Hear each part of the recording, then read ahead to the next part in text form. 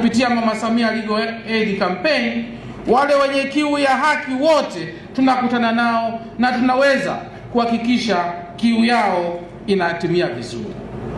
Na katika hili sasa, na ndio maana tumekuja na Mama Samia Legal Aid Campaign, ambayo ni maono na maelekezo ya Mheshimiwa Rais Daktari Samia Suluhu Hassan. Aliona kiu ya haki ya wananchi wake, akasema wananchi hao wa Tanzania lazima wapate haki kupitia mpango huu wa Mama Samia Legal Aid Campaign. Katika kampeni hii, kila kichaka kitakatwa na kuchomwa moto. Kuna watu wanajificha kwenye vichaka vya uhalifu.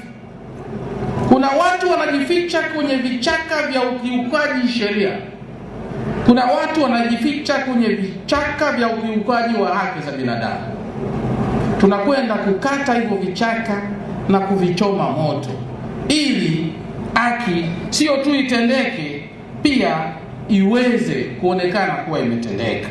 Samia Legal Aid Campaign inakuja na falsafa gusa, achia, twende na Mama Samia Legal Aid Campaign. Wale wa Jangwani nadhani wamesikia. 10 na mwisho, Mama Samia Legal Aid Campaign inakuja na falsafa ubaya ubwela. Ubaya ubwela kwa wale ambao wanakiuka sheria. Ubaya ubwela kwa wale ambao wanakiuka haki za binadamu. Ubaya ubwela kwa wale ambao wanaleta migogoro ya ardhi. Ubaya ubwela kwa wale ambao wanaleta ukatili wa kijinsia. Ubaya ubwela ni wale ambao wananyang'anya haki za watu kwenye mirathi. Ubaya ubwela oye!